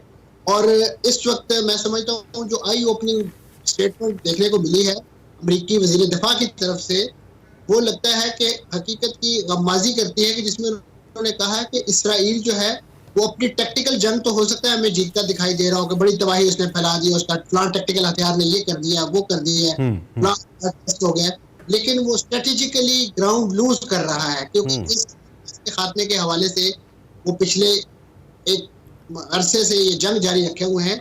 उन्होंने तो उसी शुमाली इलाके से जिसको वो कहते हैं कि जी हमने अपने कब्जे में ले लिया है, कल जो है वहां से उन्होंने 70 मिसाइल फायर किए। तो अगर वो हमास खत्म हो गई है और उनका वो सारा नेटवर्क तबाह कर दिया गया है तो सवाल ये पैदा होता है कि वो शुमाली इलाके से रॉकेट कैसे फायर हो गए और वो अब तल अवीव तक जाके हिट कर रहे हैं। पहले तो वो सिर्फ उनके जो कवर एरिया था, जो इर्द गिर्द की सेटलमेंट थी, वहां गिरते थे। तो ये वो सूरत हाल है कि जो मैं समझता हूँ पूरी जो मिलिट्री स्ट्रेटेजी है उस पर बहुत बड़ा सवालिया निशान जो है वो खड़ा कर रही है। और ये लगता ये है कि ये फलस्तीनियों को इनहेलेट करने की एक सोची समझी साजिश और एक है जिसके तहत रोज नित नए बॉम्ब इस्तेमाल किए जा रहे हैं। मंसूर साहब, पाकिस्तान की जो vice chairman UNESCO executive board मुंतखब हुआ है, पाकिस्तान के वाइस चेयरमैन बनने से कोई इस कॉज को हेल्प हो सकती है? पाकिस्तान अपना रोल वैसे तो प्ले कर रहा है, हमारा एक स्टैंस है सिंस 1948, लेकिन क्या इस कॉन्टेक्स्ट के अंदर हम कोई अपना रोल प्ले कर सकते हैं इन 2023 इन करंट सिचुएशन? देखिए जी, इस वक्त जो जिस डिप्लोमेसी की बात वज़ीर-ए-आज़म साहब के हवाले से भी आपने कोट की है, उसकी जरूरत ये है कि मिस्र को इस बात पे मजबूर किया जाए कि वो अपनी रफा क्रॉसिंग मुसलसल खुली रखे, क्योंकि मिस्र जो है वो इसराइल के हस्बल हुक्म जो है वो राहदारी खोलता है और फिर बंद कर देता है, जिसकी वजह से वहाँ पे जो इमदादी सामान है वो इस जंग के आलम में वहाँ पहुँचना बहुत मुश्किल हो गया है, और उसकी सप्लाई क्योंकि और इसी तरीके से जिन मुल्कों पे पाकिस्तान का असर और रुख है, जिनकी इस्तेमाल होती है इसराइल को ये सारा लाओ लश्कर और उनकी जंगी इमदाद और इमदादी सामान पहुंचाने के लिए सप्लाई चेन जो है वो डिस्टर्ब करने की जरूरत है कि इस वक्त नित नए जो असला गोला बारूद जो है वो इसराइल को पहुंचाया जा रहा है, और इवन अमेरिका ने अपने वो रिजर्व इसराइल के लिए खोल दिए हैं कि जो उन्होंने अपनी जंगों के दिनों में या अपने बहुत ही इंतहाई अहम जो जंगे अमेरिका को कर सकता था अपने लिए, उसके जखायर जो है, जो गोला बारूद के गोदाम है, वो भी उन्होंने खोल दिए हैं कि वो भी यहाँ भेज दिए जाए। और जिस अंदाज से बरतानिया बहादुर जो है, जिसने इस पूरे मसले की बुनियाद रखी थी, उन अपनी शिरकत का ऐलान किया है कि जी हम सर्विलियंस के लिए जहाज भेज रहे हैं। इससे अंदाजा होता है कि अभी भी जो मगरब है, अमेरिका है, बरतानिया है, इन लोगों ने, इनके हुक्मरानों ने होश के नाखून नहीं लिए। इन्हें अभी फलस्तीनी बच्चों का मजीद खून दरकार है। तो अमेरिका क्या it's matter of to prove और ज्यादा लॉयल्टी प्रूव करने के लिए सब कुछ है? कोई इनसिक्योरिटी है जिसके बाद ये करने की जरूरत पड़ रही है? क्यों ये जरूरत पड़ रही है जब सबको मालूम है कि निहत्ते फलस्तीनी हैं? और अगर हम हमास की भी इवन जंगी पावर की बात कर ले तो जाहिर बात है एक ताकत के सामने, जंगी ताकत के सामने तो उसकी कोई औकात नहीं है, वो तो हिस्सा बकदरे जुस्सा चले वो फाइट कर रहे हैं। तो अमेरिका बरतानिया को क्यों जरूरत पेश आ रही है ये इतने बड़े बड़े इकदाम लेने की, आपके ख्याल में मंसूर साहब? देखिए जी, उनका जो लॉन्ग टर्म एजेंडा है, जो उन्होंने इब्तदाई दिनों में स्पेल आउट किया था, वो यही है कि जी हम खित्ते को हमास, जो गजा से हमास को खत्म करना चाहते हैं, उसकी मिलिट्री माइट को खत्म करना चाहते हैं, और उसके लिए वो ये समझते हैं कि ये जो फलस्तीनी हैं ये शायद उनको एक कवर फराम करते हैं, ढाल फराम करते हैं, और इस वजह से उन्होंने ये अपनी, और ये जो बुनियादी तौर पे हमास को खत्म करने के हवाले से जो बात की जाती है, ये कोई एक मलेशिया या एक आप कह लीजिए एक छोटी सी आर्मी है उसे खत्म करने की बात नहीं है। ये बेसिकली एक आइडियोलॉजी को खत्म करने की बात, वो पॉलिटिकल आइडियोलॉजी इस वक्त जो खित्ते के तमाम अरब ममालिक हैं उनके लिए बहुत बड़ा चैलेंज है, और उन्हें ये लगता है कि आज अगर हमास यहाँ पे अपने इस दिफाई अक्सा के और खासतौर पर फ्लड अवस्था के इस ऑपरेशन में कामयाब हो जाती है, तो उसकी एक बहुत बड़ी जो है वेवलेंथ जो है वो across the Arab world travel करेगी। सही। अच्छा मंसूर साहब, जिस तरह से आपने अभी डिप्लोमेसी के हवाले से भी बात की थी और अरब ममालिक की भी आप जहां बात करें, एक तरफ तो जो हम दीगर ममालिक हैं जिनको हम वेस्टर्न वर्ल्ड के हवाले से बात करें, आलमी ताकतों की बात करें, उनका दोहरा मयार हम सबके सामने है कि एक दफ़ा एक स्टेटमेंट दी जाती है, फिर उसी तरह से उनको इनकरेज भी किया जाता है। दूसरी जानिब इन ममालिक की जो डिप्लोमेटिक जो टाइज हैं या दीगर जो मामला थे, इसको आप किस तरह से समझते हैं कि पाकिस्तान में जिस तरह हमने काकर साहब के प्राइम मिनिस्टर के हवाले से स्टेटमेंट को लिया, दीगर ममालिक भी अभी तक स्टेटमेंट्स की हद तक या अपने तौर पर कोशिश कर रहे हैं, लेकिन वो जो प्रेशर इजराइल के ऊपर बनना चाहिए कि वो जंगबंदी की जानिब जाए, वो अभी तक उस तरह से हो नहीं पाया। सो इस हवाले से भी आप कमेंट दीजिएगा। यकीनन जी, जो एक थ्रेट इसराइल को फील होना चाहिए, खासतौर पे जैसे मैंने कहा कि उनकी जो एक मिलिट्री सप्लाई चेन है, और फिर इसके साथ साथ जो इस वक्त इसराइल को तेल और गैस की जो ज़रूरियात जिन मुल्कों से, चाहे वो अरब इस्लामी मुल्क हैं, उनसे पूरी हो रही हैं, या इसी तरीके से जो उनके मुख्तलिफ मुल्कों में अभी भी जो सफारत खाने मौजूद हैं, कम से कम उनकी अलामती बंदिश जो है वो इस वक्त इंतहाई ज़रूरी है। और इस वक्त मैं समझता हूँ यानी डिस्टेंस पे बैठ के जो रिमोट कंट्रोल डिप्लोमेसी है उसे तर्क करके जिन हुक्मरानों के दिल में गजा के इन मुसलमानों का दर्द है या तकलीफ है, उन्हें उस खत्ते के बॉर्डर पर आके बैठना चाहिए। यानी अगर बाइडेन साहब जो है वो जंग के तीसरे दिन जो है वो ऑल द वे अमेरिका से फ्लाई करके इसराइल आ सकते हैं, और उसके बाद यके बाद उनके दीगर हुकाम जो हैं वो तेल अवीव से लेके रामल्ला तक जो है उनकी एक्सेस मौजूद है। तो क्या वजह है कि हमारे ये जो उर्दन के बादशाह है, जो मिस्र के बादशाह है, वो अरीश तक नहीं आ सकते, रफा क्रॉसिंग खोलने के लिए वहां पे नहीं पहुंच सकते।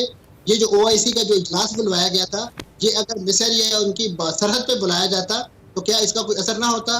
कम से कम उस इजलास के दौरान तो इसराइल को कोई हया आती, वो बमबारी रोकता कि इतने बड़े पैमाने पे यहाँ एक डिप्लोमेटिक एक्टिविटी हो रही है।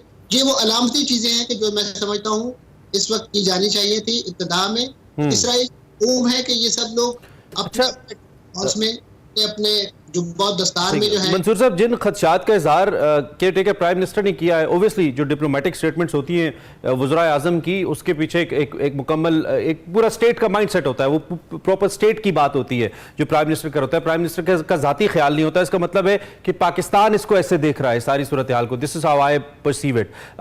इसको देखते हुए आप फिर इसका क्या अंजाम देखते हैं अगर इसराइल अपनी हटदर्मी पे कायम रहता है, अपनी ताकत के जोम में रहता है? अभी भी हमने देखा कुछ हूसी बागियों ने कल 3 कमर्शियल जहाज पकड़े, कनाडा के अंदर कुछ वाकयात हुए, और आने वाले वक्त में हम ये देख रहे हैं कि मामलात फैल सकते हैं। तो फिर क्या हो सकता है, आई मीन जिसका अभी इदराक इसराइल को नहीं हो रहा?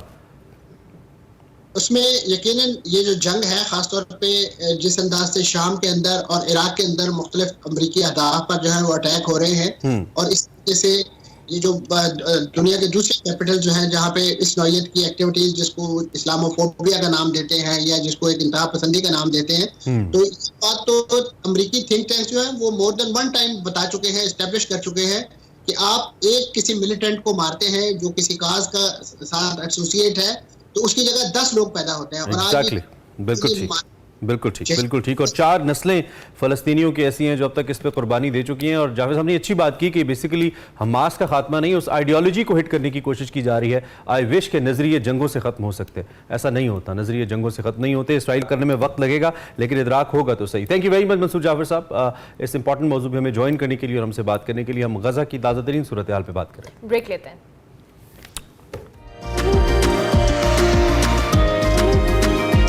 Welcome back to Expresso. Pakistan के लिए एक एहसास की बात करते हैं। पाकिस्तान के ज़ेर इंतज़ाम Kashmir orphans relief trust court का जिक्र करते हैं, जिसको सालाना आलमी कॉन्फ्रेंस बराए माहौलियाती तब्दीली COP 28 के तहत मुत्तहिदा अरब अमारात के सदर शेख मोहम्मद बिन जैद अल नाहयान ने 2014 के आलमी अवार्ड जैद सस्टेनेबिलिटी अवार्ड नामी इस इनाम से नवाजा है। ये अवार्ड कोर्ट के हिस्से में आया है। ये इनाम जनूबी एशिया में बेहतरीन आलमी जो हाई स्कूल्स हैं उनके ज़ुमरे में एजुकेशनल कॉम्प्लेक्स कोर्ट को दिया गया है, जो कि मीरपुर जड़ीकस में वाक़ है।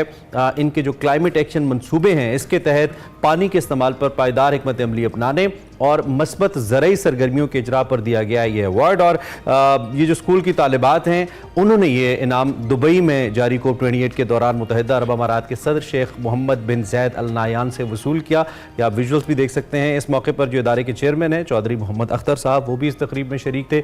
आलमी हाई स्कूल के इस ज़ुमरे में पाकिस्तान से कोर्ट एजुकेशनल कॉम्प्लेक्स के अलावा इंडिया इंटरनेशनल पब्लिक स्कूल और बांग्लादेश से भी एक स्कूल मौजूद था फाइनलिस्ट के तौर पर। ताहम ये नाम पाकिस्तान के हिस्से में आया, कोर्ट के हिस्से में आया। जैद सस्टेनेबिलिटी प्राइज़ के फ़ातीन ने ऐलान के बाद जो कोर्ट ने अपनी प्रेस रिलीज़ जारी की, उसमें इस इनाम को इदारे की 18 साल मेहनत और मुनफरिद खिदमात के नाम किया, इसका एतराफ़ करार दिया। और COP 28 में कोर्ट की मौजूदगी न सिर्फ ज़ेर कफ़ालत बच्चों की फ़लाह बहबूद के लिए कोर्ट की खिदमात की निशानदेही करती है, बल्कि मस्बत तब्दीली की जुस्तजू में आलमी रहनुमा के तौर पर इसकी शनाख्त भी करती है। ऐसा भी प्रेस रिलीज़ में कहा गया, जो कि कोर्ट की तरफ से जारी की गई। बिल्कुल, मुत्तहिदा अरब अमारात ने 2023 को पायदारी का साल करार दिया और रवा साल COP 28 की मेजबानी का एजाज भी दुबई को हासिल हुआ। इस कॉन्फ्रेंस के तनाजुर में जी मुत्तहिदा अरब अमारात ने जैद सस्टेनेबिलिटी प्राइज के लिए क्लाइमेट एक्शन का नया जुमरा मुतारिफ करवाया है। और इसके जो ऑर्गेनाइजर्स हैं, उनके मुताबिक जुमरे में कुल 3178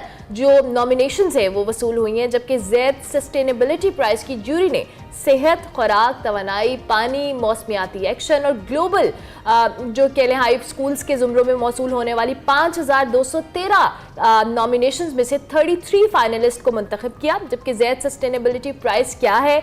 ये इनाम मुत्तहिदा अरब अमारात का सबसे बड़ा आलमी अवार्ड है, जो छोटे और दरमियाने दर्जे के कारोबारी और इदारों और गैर मुनाफा बख्श तंजीमों और आलमी हाई स्कूल्स को पायदार मंसूबे पेश करने पर बतौर इनाम तराव किया। बिल्कुल जनाब, कोर्ट के हवाले से थोड़ा सा आपको बता दें, मीरपुर के इलाके जड़ीकस में वाक़ है, जो इसका मीरपुर वाला सेक्शन है या मरकज़ है, उसके अंदर 1000 बच्चों की किफ़ालत की जा सकती है। यतीम बच्चों की किफ़ालत के लिए इसको बनाया गया है।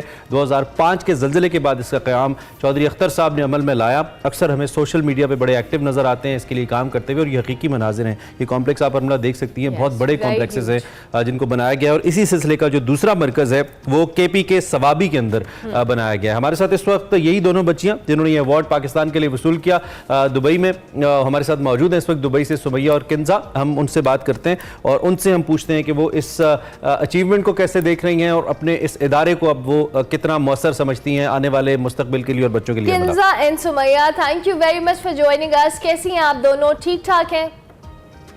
वालेकुम अस्सलाम। आप दोनों को बहुत बहुत मुबारकबाद एक तो इस इनाम को जीतने के लिए। कैसा लग रहा है, कितनी खुशी हो रही है, कितनी एक्साइटमेंट हो रही है आपके इदारे को इतना इंटरनेशनली रिकग्नाइज किया गया और ये इनाम दिया गया? हमें बहुत ज़्यादा खुशी हो रही है। ये बहुत ज़्यादा खुशी की बात है, ये हमारे लिए फख्र की बात है। ये बल्कि सिर्फ हमारे लिए नहीं, हमारी organization KORT Kashmir orphans relief trust और पूरे पाकिस्तान के लिए बाइस फख्र है कि हमने ज़ैद सस्टेनेबिलिटी प्राइज में पार्टिसिपेट किया और फिर उसको विन भी किया। तो आप लोग ऐसा क्या करते हैं कोर्ट के अंदर जिसकी वजह से दुनिया आप के इदारे को मान रही है, आपको अवार्ड दिया गया है? ऐसा क्या है कोर्ट के अंदर? कोर्ट में तो हमें हर चीज मिलती है, हर सहूलियात मुयस्सर है। वहाँ पे हम ये जो हमारा प्रोजेक्ट था ऑर्गेनिक फार्मिंग और वाटर कंजर्वेशन, उस पे हमने अपना खुद ऑर्गेनिक फार्मिंग की है और उसमें वेजिटेबल्स हमने उगाई हैं और वाटर सेंसर टैब्स लगाए हैं पब्लिक एरियाज पे ताकि पानी जो वेस्ट हो रहा है उसको कम किया जा सके। अच्छा, तो इस प्रोजेक्ट के हवाले से हम ज़रूर चाहेंगे कि जिस तरह से आपने कहा कि ये प्राइज़ बहुत सारी नॉमिनेशंस आई थी, उनमें से आप दोनों के इस प्रोजेक्ट को दिया गया, आपके इदारे के इस प्रोजेक्ट को दिया गया। अब हाउ डज़ इट वर्क? हम थोड़ा सा एक्सप्लेन कर पाओ हमारे देखने वालों के लिए इस प्रोजेक्ट को, ताकि हमारी भी अंडरस्टैंडिंग हो जाए, बहुत सारे लोगों के लिए और भी हेल्पफुल हो सकता है। किंजा एंड सुमैया, आपको आवाज़ आ रही है? जी जी जी जी, अपने इस प्रोजेक्ट को एक्सप्लेन कीजिएगा प्लीज। हमारा ये प्रोजेक्ट ऑर्गेनिक फार्मिंग और वाटर कंजर्वेशन के बारे में था। ऑर्गेनिक फार्मिंग ने वेस्ट को रिसाइकल करके उससे फर्टिलाइजर बनाया और वाटर कंजर्वेशन हमने जो पाकिस्तान है वो वैसे ही बहुत ज्यादा बड़ी बड़ी मुश्किलात का शिकार है, तो उसमें एक सबसे बड़ी ये है कि पानी की कमी भी है, जिसमें आने वाले सालों में 2025 में साफ पानी खत्म हो जाएगा। तो उसके लिए हमने बहुत ज़्यादा तदबीर पेश की है कि पानी को कैसे कम किया जाए, जैसे पब्लिक एरिया में सेंसर टैब्स लगाए जाएं, तो इससे पानी को वेस्ट होने से बचाया जाए। बहुत ज़बरदस्त। और अवार्ड लेते हुए क्या फीलिंग थी जब आप UAE के प्रेसिडेंट से अवार्ड वसूल किया? उस वक्त क्या एहसास थे, क्या जज्बात थे? बहुत खुशी हुई कि ऑनर की बात है ये हमारे लिए कि हमने UAE के प्रेसिडेंट से अवार्ड लिया। हमारे लिए, सबके लिए, पूरे पाकिस्तान के लिए ये ऑनर की बात है। क्या कह रहे थे आपसे? बात कर रहे थे कुछ वो आपसे अवार्ड देते हुए? कुछ कह रहे थे? अप्रिशिएट किया उन्होंने कि आपने इतनी सी उम्र में आपने पार्टिसिपेट किया और ये प्राइज विन भी किया। और यकीनी तौर पे अप्रिसिएशन बनती भी है। आपका जो इदारा है ये, आप तो चले दो उसके नुमाइंदगान हमारे सामने मौजूद हैं, दो उसकी नुमाइंदा बच्चियां स्टूडेंट्स, लेकिन बाकी लोगों के लिए कैसा है? और ये भी आप बताइए कि क्या ऐसे इदारे पाकिस्तान को बाकी शोबों के अंदर भी बैनुल अक़वामी सतह पर मदद कर सकते हैं? अगर ऐसे इदारे और बने, आपका क्या ख्याल है? जी, ऐसा होना चाहिए कि हमारे जैसे जो इदारा है वैसे और भी इदारे होने चाहिए, क्योंकि ये सिर्फ हमारे लिए भी खुशी का बाइस है कि और जगह भी ऐसे इदारे बने और जो हमारे हैं उनके लिए उनके मुस्तकबिल के लिए ये बेहतर साबित हो। ये तो आप लोगों ने अपने इदारे के और इस प्रोजेक्ट के तहत बहुत सारी सजेशंस दी जो आइंदा आने वाले दिनों में या सालों में हम बात कर रहे हैं कि बहुत ज़्यादा हेल्पफुल हो सकती हैं। लेकिन आप चूंकि इस वक्त एक पब्लिक फोरम पे हो, आप टीवी पे बैठे हो, कोई ऐसे सजेशंस जो आप अब लोगों को देना चाहो कि हम किस तरह से पानी की बचत कर सकते हैं? दो कि आपने अपने इदारे के जरिए एक प्रोजेक्ट को इंट्रोड्यूस कराया, बट कुछ सजेशंस आप हमारे प्लेटफॉर्म से भी देना चाहो? सबसे पहले प्लांटेशन की जाए, ज़्यादा से ज़्यादा एनवायरनमेंट को बेहतर करने के लिए प्लांटेशन लगाई जाए। फिर अपने डेली यूजेस में वाटर को सेव किया जाए, ज़्यादा से ज़्यादा जो हम पानी वेस्ट करते हैं उसको बचाया जाए। जैसे पब्लिक एरिया में तो सेंसर टैप्स लगाए जाएं ताकि उससे पानी को वेस्ट होने से बचाया जाए। घरों में भी हम अपने डेली यूजेस में पानी को वेस्ट होने से बचा सकते हैं अगर हम तो एहतियात से इस्तेमाल करें तो पाकिस्तान। चलें, आपको बहुत ज़्यादा मुबारकबाद। चौधरी अख्तर जो आपके इदारे के ऑनर है उनको बड़ी मुबारकबाद, और आपके तमाम जितने भी मुतल्लिका तलबा हैं जो यहाँ पे रहते हैं, तालिबात हैं जो वहाँ पे मौजूद हैं कोर्ट में, उसके ज़ेर किफ़ालत हैं या वहाँ से निकल चुके हैं, सब के लिए बहुत फ़ख्र का ये लम्हा है। आपके लिए अवार्ड आपने हासिल किया। हमारी बेस्ट विशेज़ आपके इदारे के साथ हैं and we hope and pray कि पाकिस्तान में बाकी भी बहुत अच्छे अच्छे इदारे काम कर रहे हैं, वो भी ऐसे इंटरनेशनल अरीना पे सामने आए, उनके एफर्ट सामने आए और उनको एक्नॉलेज किया जाए। Sumaiya and Kinza, thank you very much and wish you all the best for your future. Kinza और सुमैया हमारे साथ मौजूद थी, इनसे हम बात कर रहे थे। हम ब्रेक लेंगे, ब्रेक के बाद वापस आएंगे। आप देखते रहिए एक्सप्रेस।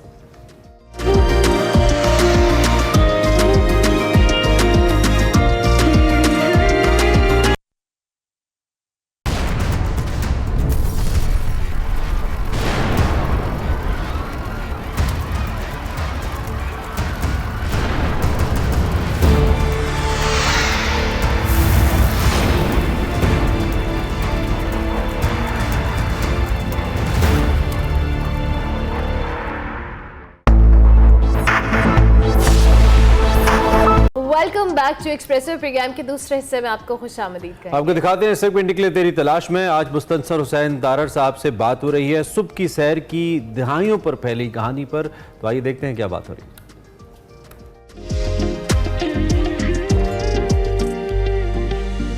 अस्सलाम वालेकुम नाज़रीन, मैं वकार अहमद और आप देख रहे हैं निकली तेरी तलाश में।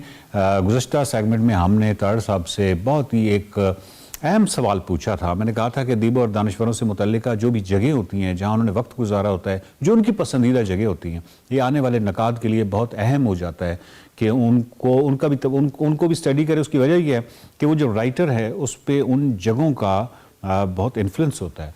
तो मुस्तनसर हुसैन तारड़ साहब जो हैं ये सुबह की सैर लाजमी करते हैं और कई दहाइयाँ बीत गई, ये नहीं हो सकता, बारिश हो, धुंध हो, मौसम कैसा ही क्यों ना हो, वो सुबह की सैर लाजमी करते हैं।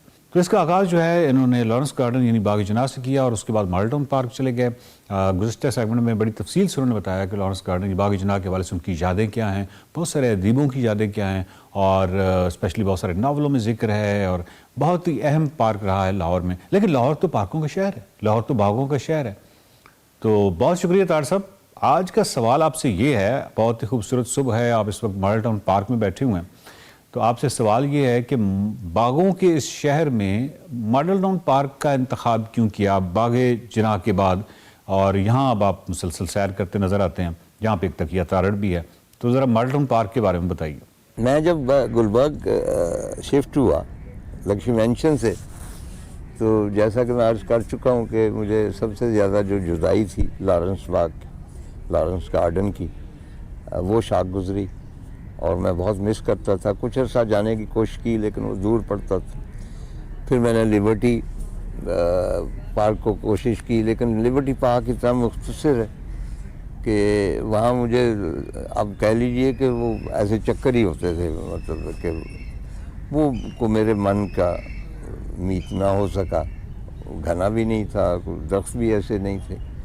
एंड फाइनली यहाँ पे नर्सरियाँ हुआ करती थी, मैं आया करता था, यहाँ प्लांट्स ख़रीदते थे। तो मेरा ख्याल है कि जनरल जिलानी ने इसको बनवाया। तो ये अभी हमें मालूम हुआ है कि जी वहाँ पार्क बना है, तो हम अव्वलीन दिनों में आए, अभी कई टीले बन रहे थे, कुछ सफाई हो रही थी, तो यहाँ मैंने सैर शुरू की। अब इसका प्लस पॉइंट ये है कि भाई आप एक तरफ से दाखिल होते हैं, पूरा चक्कर आपको लगाना पड़ता है। और एक और बात कि पहले दिन जब हम आए हैं, मैं और मेरी बेगम, वो हमेशा मेरे साथ होती, तो वापसी में बेगम कहने लगी कि भाई ये हम आए हैं और हमने वहाँ पे सैर की है, लेकिन बातें हमने वही की हैं जो हम घर में करते हैं। यानी आपने मेरे रिश्तेदारों के बारे में कुछ नाज़ेबा कलमात कहे और मैंने आपके रिश्तेदारों में कुछ खामियां निकाली, तो फ़ायदा क्या हुआ? वो दिन और आज का दिन, मेरा ख्याल 20-22 साल हो गए, जब हम एंटर होते हैं तो वो लेफ़्ट पे चली जाती है, मैं राइट पे चला जाता हूँ। और सिर्फ वापसी पे हम दोनों इकट्ठे होते हैं, और ये हमारी आइली ज़िंदगी के खुशगवार होने का एक राज है, ये जो टेम्परेरी दूरी होती है। तो यहाँ पे ये इसका जो पसंदीदगी की वजह है इसमें विस्टा बहुत दूर तक आप देखें, यहाँ से वहाँ तक धूप नज़र आ रही है। 2-4 दरख्त पुराने भी हैं, बाकी नए भी हैं। मोलसरी के दरख्त हैं जो मेरा ख्याल बागी जनाब में शायद नहीं है। इसी तरह समंदर फल है, और समंदर फल के 1-2 दरख्त हैं, और ये सबसे एंशिएंट फल है। ये 2-2.5 हज़ार साल पेशतर जो तहरीरें हैं उनमें भी समंदर फल का तज़किरा आता है। तो अब मुझे इसकी आदत हो गई, मतलब है कि बागी जनाब में जाता हूँ कभी महीने में 1-8 मरतबा, लेकिन अदरवाइज़ उसके बाद मैं शिफ्ट कर गया डिफेंस। अब मैं बहुत दूर से आता हूँ, यहाँ से तकरीबन 14 किलोमीटर आना जाना है, मतलब आना 14 किलोमीटर, जाना भी 14-30 किलोमीटर हो जाता है। और महंगाई के पेट्रोल के इस ज़माने में एक्सपेंसिव भी पड़ता है, लेकिन चूँकि मेरा और कोई है नहीं है कोई एक्टिविटी, मैं और कहीं नहीं जाता, और इसके बग़ैर मेरा ख्याल है कि मैं ज़हनी तौर पे भी, क्रिएटिव तौर पे भी और जिस्मानी तौर पे भी मफलूज हो जाऊं अगर मैं सैर के लिए ना हो। तो यहाँ जो दोस्त हैं सारे मुख्तलिफ उनके हैं शोबे, उनमें ज़िम्मेदार भी हैं, उनमें डॉक्टर्स भी हैं, उनमें इंडस्ट्रियलिस्ट भी हैं, उनमें से बेशतर जो हैं उनको कोई लिटरेचर से लंबा चौड़ा लगाव नहीं है। और वैसे भी मैं जो अदीबों की जो है रफ़ाकत, उसको तादेर बर्दाश्त नहीं कर सकता, ये उसके मुख्तलिफ वजूह हैं। और ये बहुत यहाँ पे 1-1.5 चक्कर मैं लगाता हूँ, और ये एक बड़ा सारा दरख्त है, और उसके ऊपर वो तकिया ताड़ का भी लगा हुआ है, साइन भी लगा हुआ है, ये दोस्तों ने लगाया। और यहाँ जो महफिलें होती हैं उसमें मतलब है कि बागी जना की निस्बत यहाँ पे सीरियस महफिलें अक्सर होती हैं, और उसमें हमारे एक शाह साहब हैं, वो स्पिरिचुअलिज़म के बहुत माहिर हैं, स्पिरिचुअलिज़म की बात शुरू हो जाती है।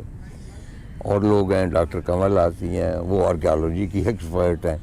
तो इस तरह मुख्तलिफ फील्ड्स के लोग यहाँ आते हैं, और मुझे जो खुराक मिलती है, मैं कहता हूँ ना कि क्रिएटिव भी इसलिए कि यहाँ पे इसको धुंध में देखना, या मैं इनको बताता हूँ कि ये जो जब समर एंड हो रही होती है तो यहाँ पे वो छोटे से, उनको हम भाईजाज कहते हैं, बींडे से वो उड़ रहे होते हैं। तो मैं कहता हूँ कि ये यानी मुख्तलिफ जो मौसम है उनकी आमद का यहाँ पता चल जाता है, क्योंकि ओपन है ताहद नज़र।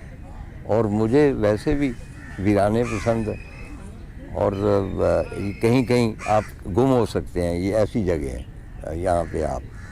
और मुझे किसी ने पूछा था कि आपका फेवरेट मुल्क कौन सा है, तो मैंने कहा कि लैंडस्केप के हवाले से अफ़गानिस्तान। और उसकी बुनियादी वजह ये है कि उसकी जो डेस्टिलेशन है एट टाइम्स, मतलब चटील पहाड़ हैं, दूर तक है, गर्मी है, सारा कुछ है, और यू फील के जैसे कुन फयकून अभी कहा गया, and you are the first person. यहाँ भी ऐसी जगह हैं कि जब भी मैं कभी कभार ही तन्हा होता हूँ तो मुझे फील होता है कि ये दरख्त अभी अभी वजूद में आ रहे हैं, और ये घास जो है वो उग रही है, और पूरा मंज़र जो है वो क्रिएट हो रहा है। और मार्टाउन पार्क जो है ये अब मेरी पूरी ज़िंदगी है, इसके सिवा मैं अपना तसव्वुर नहीं कर सकता। कि अल्लाह करे कि मुझ में हिम्मत रहे यहाँ तक आने की। बहुत शुक्रिया तार साहब। नाज़रीन, बात यह है कि जो भी आप में से वो लोग हैं जो लाहौर में रहते हैं या बाकी शहरों में रहते हैं और मुस्तनसर हुसैन तार साहब से मिलना चाहते हैं, तो एक राज की बात बता दूं कि आप माल्टाउन पार्क चले जाइए सुबह के वक्त, और वहाँ पे एक तकिया तारड़ है। तो ये एक बहुत बड़ी सहूलत है, क्योंकि लोग जो हैं वो राइटर से मिलना चाहते हैं। समटाइम्स आपकी जो राइटर होता है उसकी कई मसरूफियात होती हैं, कई दफ़ा वक्त दे पाता है, कई दफ़ा नहीं दे पाता, और फिर एक निजी ज़िंदगी होती है, प्राइवेट ज़िंदगी होती है, उसमें बहुत ज़्यादा दखल अंदाजी जो है वो भी प्रॉब्लमेटिक होती है। तो ये एक बहुत ही शानदार बात है कि आप माल्टाउन पार्क जाएँ, वहाँ का जो लैंडस्केप है उससे लुत्फ़अंदोज़ हों। बहुत ही खूबसूरत लैंडस्केप है और तार साहब की गुफ्तगू से लुत्फ़अंदोज़ हों। देखते रहिए निकले तेरी तलाश में।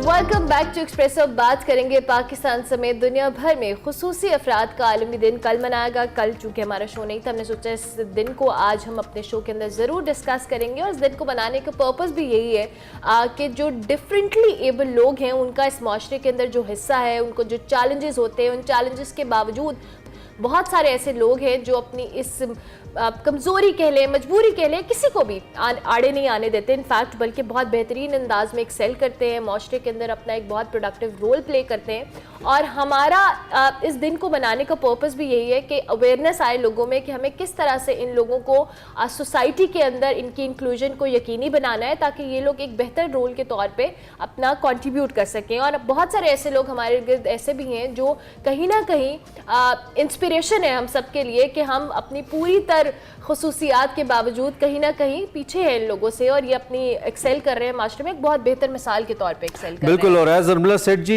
We don't have to call them disable, we have to call them differently able. ये एक फिनोमिनन है, लेकिन मैं भी स्टिल इनफैक्ट इस बात पे बिलीव करता हूँ कि कहने ना कहने से कुछ नहीं है। लोग प्रूव कर रहे हैं कि ये कितने इंपॉर्टेंट है हमारी सोसाइटी के लिए। हर शोबे का हम जब जिक्र करें और ख़ासतौर पर एक्सप्रेसो के अंदर ही हमने कई ऐसी शख्सियात से आपका तारुफ कराया है जिन्होंने दुनिया भर में नाम किया है और अभी तक कर रही हैं। इस वक्त हमारे साथ बिग ब्रदर मौजूद हैं जो कि डिफरेंटली एबल जितने भी लोग हैं पाकिस्तान के अंदर, उनकी एक नुमाइंदा आवाज़ हैं, उनका एक नुमाइंदा चेहरा है। खुद एक कामयाब इंसान है माशाल्लाह, मुसन्निफ हैं, डॉक्टर तो हैं ही। हम डॉक्टर खालिद जमील साहब की बात करें, since I said big brother तो आपके जहन में आ ही जाना चाहिए, he is one and only in Pakistan. So हमने ज़रूरी समझा कि हम डॉक्टर साहब से ज़रा थोड़ी गपशप भी लगाएं इस दिन के हवाले से और बात करें। डॉक्टर साहब थैंक यू वेरी मच। सुबह कैसी हुई आपकी? आप ठीक ठाक हैं, खैरियत से? जी, thank you very much. It's a very pleasant morning. Thank you very much for joining us doctor साहब। हमारे लिए बहुत हमेशा खुशी की बात है जब भी आप आते हैं। As we always talk about this जी, आपसे बेहतर इस मौजू पे शायद कोई नहीं बोलता पाकिस्तान के अंदर, बहुत कम लोग हैं। मैं चाहता हूं कि आप इस दिन की इंपॉर्टेंस जो हम जिस दिन की बात कर रहे हैं डिफरेंटली एबल लोगों के लिए, इस दिन की क्या इंपॉर्टेंस है हमारी सोसाइटी में और हम ये सफ़र तय करते करते इन शख्सियात की, इन लोगों की सलाहियतों को एक्नॉलेज करने में कहाँ तक पहुँचे हैं बतौर मुआशरा? डॉक्टर साहब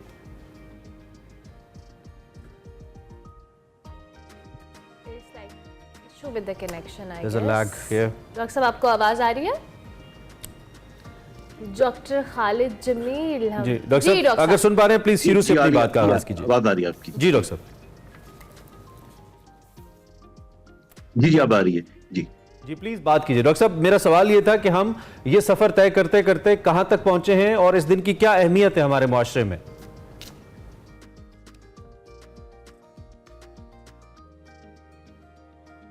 खालिद जमील हमारे साथ मौजूद हैं।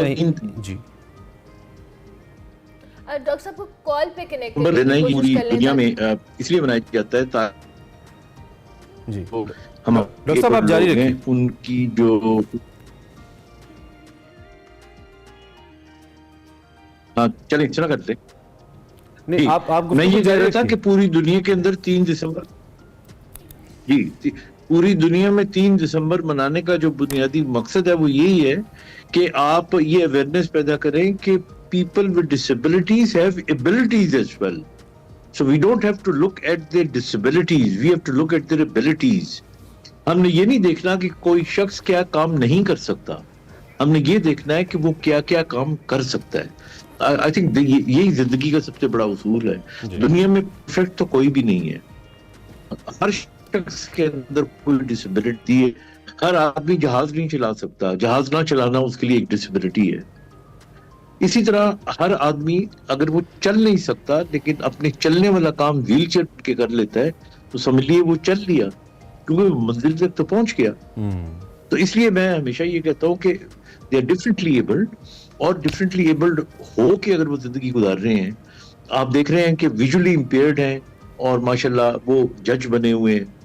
आप देख रहे हैं कि सुन नहीं सकते and they are very big art. फिर आप देख सकते हैं कि जी जो आप उसकी मिसाल ले लें हॉकिंग की, एक आदमी जो सिंपली अपना सर हिला सकता है, आंखों की पुतलियां हिला सकता है, and he is one of the biggest scientist in the world.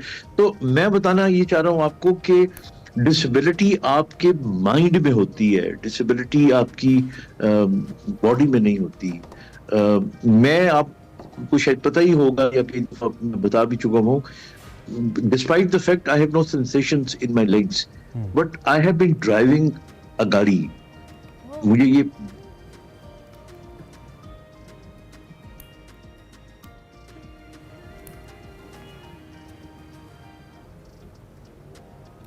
We have lost your audio, doctor साहब, unfortunately. डॉक्टर साहब सुन पा रहे हैं?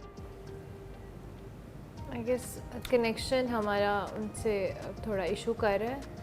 डॉक्टर खालिद जमील अपने हवाले से भी बताया और ऑब्वियसली उन्होंने कहा कि हम इनको इस तरह से नेगलेक्ट नहीं कर सकते। इनफैक्ट इनका रोल जो है हमारी सोसाइटी के अंदर it's very productive and it's very important कि इनको साथ साथ लेके चला जाए। और उन्होंने अपनी एग्जांपल ज़ाहिर है हम सबके सामने है कि जिस तरह से उनकी उन्होंने अभी यही एक्सप्लेन कर कि टांगों में सेंसेशन नहीं है बट स्टिल वो ड्राइव भी करते हैं। अभी आगे डॉक्टर साहब से राब्ता हो तो मजीद उनकी कहानी शायद है राब्ता। डॉक्टर साहब आवाज़ आ रही है तो प्लीज़ ज़रा कंटिन्यू कीजिएगा।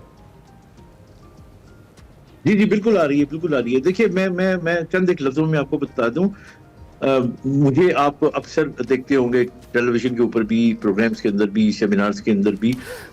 मैं सबसे पहली तो बात ये बताना चाहता हूँ कि जब डिसेबिलिटी होती है ना तो आप अपना इमेज अच्छा रखें, बिकॉज आप अपना इमेज अच्छा रखते हैं तो आपके अंदर कॉन्फिडेंस आता है, और जब आपके अंदर कॉन्फिडेंस आता है तो people respect you and they also give you that confidence.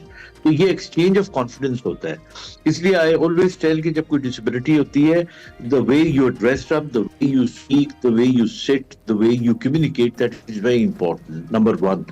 Number 2, सबसे बड़ी जो डिसेबिलिटी है, डिसेबिलिटी होने के बाद वो गुर्बत है।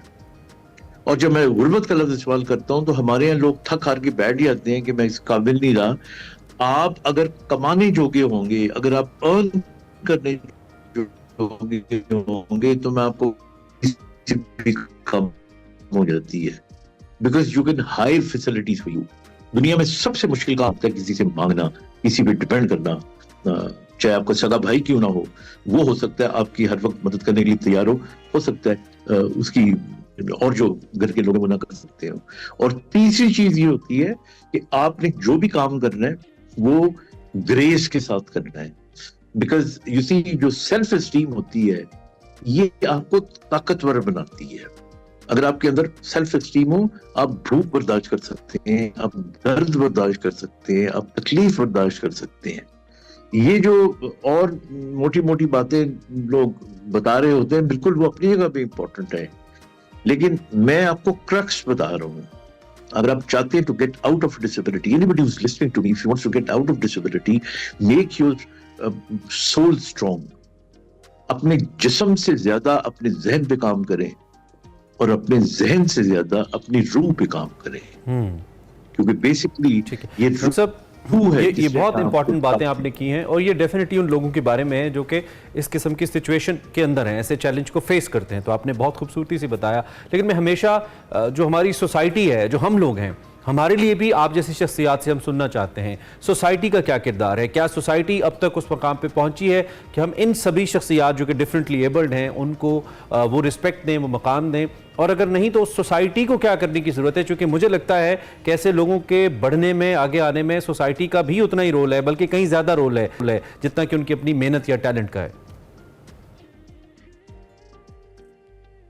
बिल्कुल आपने बिल्कुल सही कहा, लेकिन I think there is a very positive change जो कि आना शुरू हो गई है। एक जमाना था लोग समझते थे कि जो डिसेबिलिटी है ये लोगों की, माँ बाप के गुनाहों की सजा है। बल्कि पिछले दिनों को 1-1.5 साल पहले की बात है, मैं नाम लिए बगैर एक मिनिस्टर साहब को कोट करता हूँ, बाद में काफी हमने धुलाई की थी उनकी मीडिया पे आके कि जी ऐसे अल्फाज कम से कम इन स्टेशन के लोगों को नहीं करना चाहिए। लेकिन अब मुआशरे में देखिए, मुआशरे में तब्दीली आ रही है। कुछ ऐसे पहलू हैं हमारे मुआशरे के जो बहुत ही खूबसूरत हैं। मिसाल के तौर पे जापान में, अमेरिका में, यूरोप में, वेस्टर्न कंट्रीज के अंदर स्टेट आपको गोद में उठा के रखती है। पाकिस्तान के अंदर अगर आप चले जाएं, 90% जो हमारे रिश्तेदार होते हैं, मैंने देखा है हमारी जो लड़कियां होती हैं, अगर भाई कोई उसका डिसेबल हो जाता है तो वो अपनी जिंदगी सारी वक्फ कर लेती है। मैंने बूढ़ी माओं को देखा है, मैंने भाइयों को देखा है अपनी नौकरियों का परवाह किए बगैर। ये वाला जो मोहब्बत वाला रिश्ता है, ये पाकिस्तान के माशरे में बहुत ज्यादा है, और यहाँ पे डिसेबिलिटी के जो अफराद हैं वो सांस लेने अपने के लिए सिर्फ एक ही मेरा पैगाम है, आप किसी की मदद करें तो एहसान ना जताएं। हमारे यहाँ जब आप, और ये जिंदगी का वैसे भी दस्तूर बना लें, जब किसी से मोहब्बत की जाए तो वो एहसान नहीं होता, मोहब्बत जो सिर्फ मोहब्बत होती है, एहतराम सिर्फ एहतराम होता है। तो रवैया ऐसा रखें कि आप रिस्पेक्ट दें, एहतराम दें, और उसको जताएं ना कि देखो ये मैं तुम्हारे लिए ये कर लिया, मैंने तुम्हें सड़क क्रॉस करवा दी। तो I think that is how we can make a beautiful माशरा। डॉक्टर साहब, जिस तरह आपने खुद भी कहा कि उन्हें एहसास ना दिलवाएं, अब आपने ये तो घर की या सोसाइटी की बात की, हम उनको वर्क अपॉर्चुनिटीज़ के हवाले से भी अगर हम बात करें, हमारे आपको लगता है कि वर्क प्लेस इन्वायरमेंट के अंदर उनकी जो एक्सेप्टेबिलिटी है या उनको काम के मौके हैं मज़ीद मिलने चाहिए, या आपको लगता है कि with the passage of time ये चीज़ें इम्प्रूव हुई हैं? बिल्कुल मिलने चाहिए, अभी तो बहुत जरूरत है। देखिए मैं आपको दो बातें बता दूं। सबसे बड़ा जो इशू जॉब के हवाले से हमारे एक्सेसिबिलिटी का है, हमारी जो बसें हैं, हमारी जो गाड़ियां हैं, वो व्हील चेयर वाला तो उसमें बैठ ही नहीं सकता, क्रचेस वाले बंदे को भी बैठने में बड़ी तकलीफ होती है। तो इसलिए एक तो गवर्नमेंट को चाहिए कि जो एक स्कीम उन्होंने रखी थी कि scheme and custom duty free schemes for special persons वो बहाल करनी चाहिए। हमारी बिल्डिंग्स है वो एक्सेसिबल होनी चाहिए। हमारे हॉस्पिटल्स के अंदर जो बड़े बड़े हॉस्पिटल बने हुए they are not accessible, wheelchair पे जाना मुश्किल हो जाता है।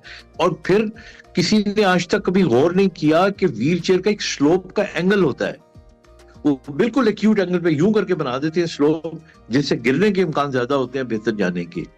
तो एक जो स्लोगन है हमेशा मैं लगाता हूं, ऐसा बिग ब्रदर कह लें या बड़े भाई की हैसियत से, कि please plan for us not without अस। जब आप हमारे लिए कोई काम करना चाह रहे हैं तो हमें उसमें शामिल करें, हमसे पूछें कि हम क्या क्या चाहते हैं।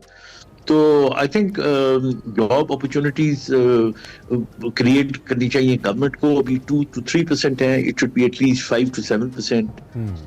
और जो हमारे स्पेशल लोग हैं उनको मैं कहूंगा कि देखिए कंपैटिबल टू देयर डिसेबिलिटी अपनी स्किल सीखें।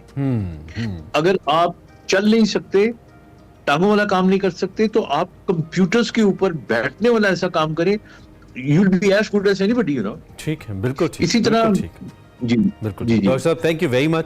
आप इतना अच्छा बोलते हैं, दिल करता है कि हम मजीद सुने आपसे, और यकीनी तौर पे आप जो कि एक नुमाइंदा आवाज़ हैं हमारे उस कम्युनिटी की जिसकी हम बात करें, the differently abled people, the best people probably, लेकिन समहाउ सोसाइटी के अंदर उनको मजीद तवज्जो की ज़रूरत है, मजीद सपोर्ट की ज़रूरत है to get best out of them.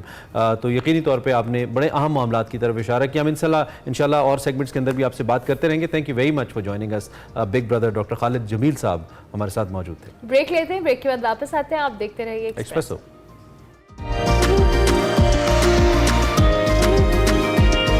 Programme के बिल्कुल आखिरी हिस्से में आपको एक बार फिर से खुशामदीद। एक्सप्रेसो टैलेंट से आपकी मुलाकात करवाते हैं, और आज हमने जिन गुलकार को अपने शो में बुलाया है वो फोक गाते हैं, नए सिंगर हैं, बहुत अच्छा गाते हैं, मुख्तलिफ इवेंट्स के अंदर परफॉर्म कर चुके हैं। मेन स्ट्रीम के ऊपर भी शायद आपने इनको न देखा हो, हमने इनको सोशल मीडिया पे देखा, इनका काम हमें अच्छा लगा, तो हमने कहा चले ज़रा फोक टच थोड़ा सा प्रोग्राम को देते हैं, कुछ सराइकी, कुछ पंजाबी, इलाकाई मौसीकी थोड़ी सी आप तक को पहुँचाते हैं, आपको सुनाते हैं। हमारे साथ अली अवैस मौजूद हैं, एज ऑफ टोल्ड डिफरेंट जगहों पे परफॉर्म कर चुके हैं, तो आज अब अली से सुनेंगे, और इनका साथ देने के लिए, इनकी संगत के लिए फराज और उबैद मौजूद हैं ऑन तबला एंड हारमोनियम। आप तीनों को बहुत शुक्रिया, वेलकम टू एक्सप्रेसो। कैसे हैं आप? ठीक ठाक हैं वैसे? अल्लाह का शुक्र, आप सुनाएं। ठीक, कैसा चल रहा है, कैसी चल रही है सिंगिंग, और कब से चल रही है? ये यूनिवर्सिटी लाइफ से ही स्टार्ट है। अच्छा। तो जब यूनिवर्सिटी में एडमिशन लिया तो वहाँ पे फॉर्मली एडमिशन लेने के बाद डिफरेंट कॉम्पिटिशन्स में पार्टिसिपेट करना। ओके। तो उस दौरान बहुत ज़्यादा म्यूज़िक के हवाले से ग्रूमिंग हुई। जबरदस्त। देन चल। तो आपकी फैमिली में कोई और भी सिंगिंग करता है? नो, ऐसी कोई लेगेसी नहीं, just I am only one. तो फोक की तरफ क्यों? यंगस्टर्स तो ज़्यादा पॉप म्यूजिक गाना चाहते हैं, कुछ इस तरह का गाना चाहते हैं, तो आप फोक की तरफ, आई मीन तबले के साथ, बाजे के साथ बैठ के गाना थोड़ा सा लोगों को लगता है ऑब्सोलीट है, हालांकि अब थोड़ा ट्रेंड चेंज हुआ भी है, तो ये क्यों आपने करना शुरू किया? मतलब जो आप कह रहे हैं ना कि तबला और हारमोनियम, ये थोड़ा सा बहुत ज़्यादा पुराना फोक एक कैटेगरी थी। ठीक है। लेकिन अब जो जॉनरा फोक का चल रहा है वो काफ़ी मॉडरेट हो चुका हुआ है, मतलब उसमें ड्रम भी चल रहा है, उसमें आपका इलेक्ट्रिक बिल्कुल ऐसी है। ठीक है। तो वो जो पहले का जो फोक था अब के फोक में काफ़ी डिफरेंस है। तो मतलब मैं प्रेफर करता हूँ। और दूसरा ये कि ये आवाज़ अल्लाह पाक की एक देन होती है, तो मुझे फील हुआ कि मेरी जो आवाज़ है वो फोक के लिए सबसे बेहतर है। ठीक है, तो मैं इसमें ज़्यादा ये अच्छी थॉट है आपकी के। तो कुछ सुनाए हमारे देखने वाले बिल्कुल, को? क्यों नहीं, जरूर। चलिए मैं आपको सुनाऊंगा एक फोक गाना है पंजाबी। ठीक है, जी। जरूर।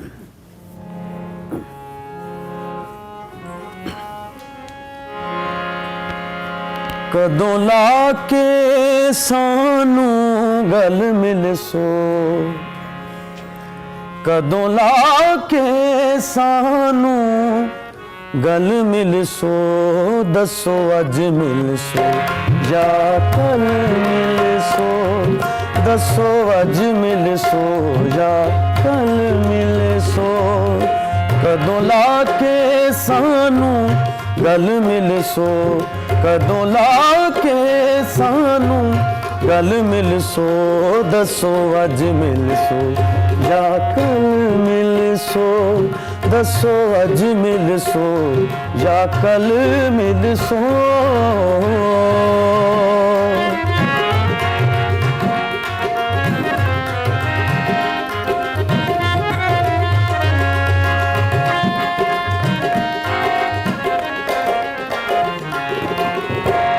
साडे सब्र ते ना अजमावो, या आवो या बुलवावो,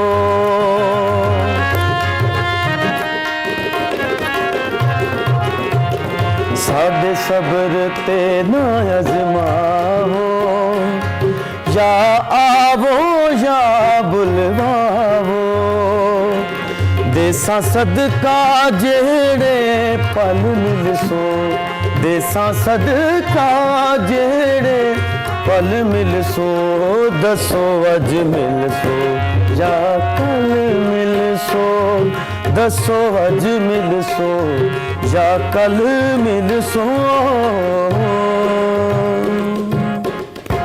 वाह वाह वाह, क्या बात है, क्या बात है, बहुत नदीम अब्बास का ये। जी जी बिल्कुल। ठीक है, बहुत अच्छे। काम कितना कर रहे हैं, इवेंट्स वगैरह, फंक्शंस वगैरह कर रहे हैं? मैं साथ में टीचिंग भी करता हूँ। अच्छा, गुड। मतलब म्यूजिक टीचिंग या no formal I have done MPhil linguistics from BNU।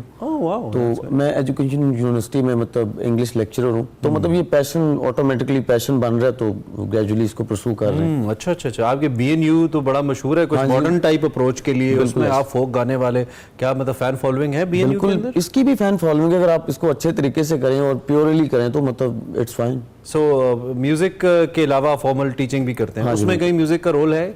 Music help करता है कहीं बीइंग अ टीचर? बहुत ज्यादा। अच्छा, हाँ जी, मतलब आपकी एक हेजिटेशन आपकी रिमूव हुई होती है और आप कॉन्फिडेंट होते हैं मतलब at the front of the audience. तो मतलब काफी ख्वाहिश क्या है as a singer, as a musician, क्या ख्वाहिश है?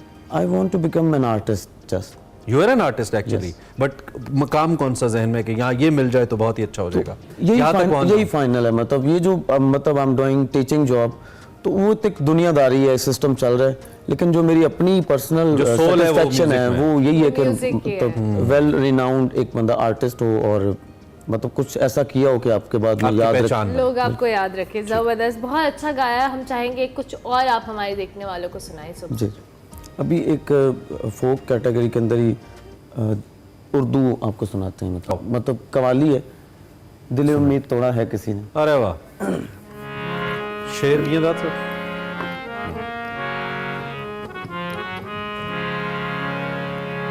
तेरी ईदे मुबारक हो तुम्ही को,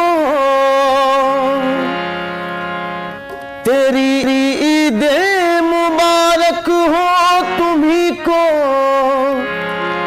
मेरा गुलशन उजाड़ा है किसी ने, मेरा गुलशन उजाड़ा है किसी ने।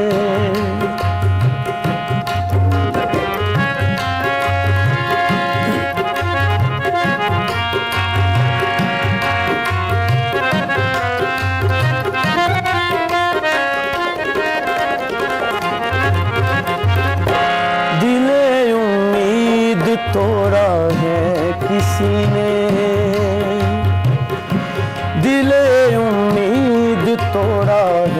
किसी ने, दिले उम्मीद तोड़ा है किसी ने, सहारा दे के छोड़ा है किसी ने, सहारा दे के छोड़ा है किसी ने।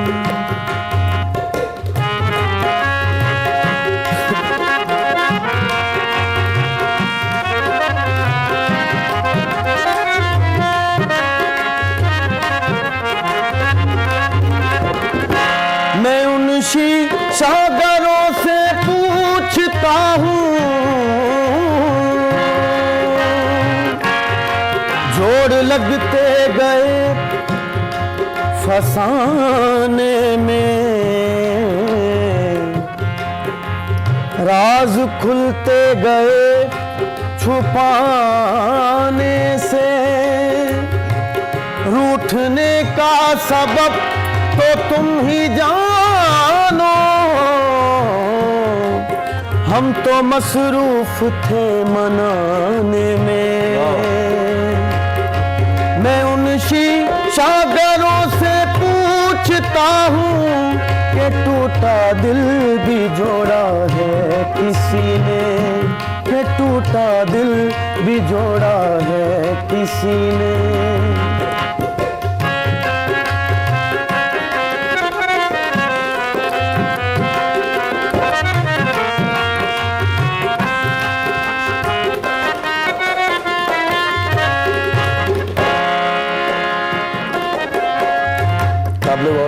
जी। न मंजिल है न मंजिल का निशान है,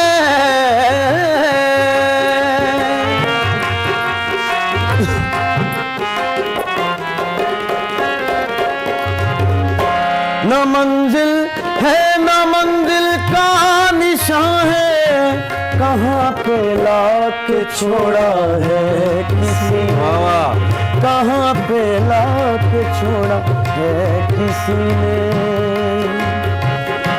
दिले उम्मीद तोड़ा है किसी ने। अरे वाह, मैं इन शीशागरों से पूछता हूँ कि टूटा दिल भी जोड़ा है किसी ने। क्या खूबसूरत ये गज़ल है और क्या खूबसूरत तरीके से गाई भी है वैसे। उम्मीद है कि आपको अच्छा लग रहा होगा।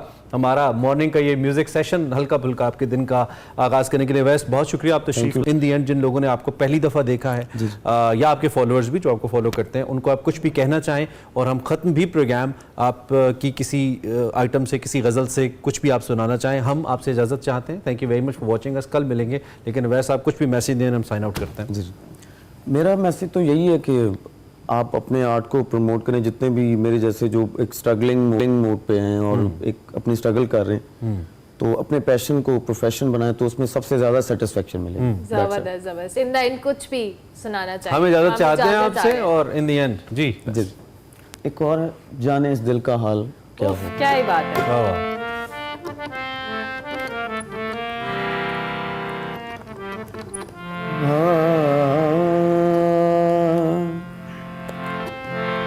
जाने इस दिल का हाल क्या होगा,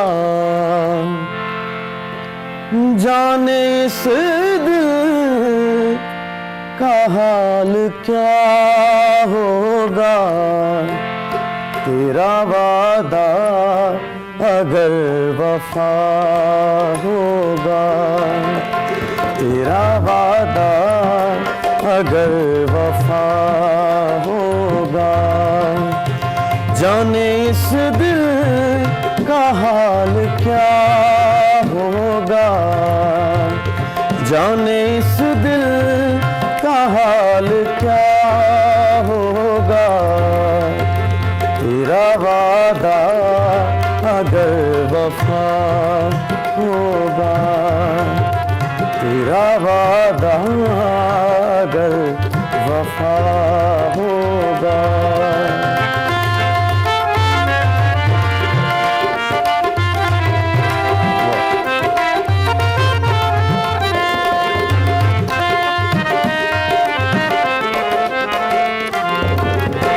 हम ना बाज़ाएंगे मुहब्बत से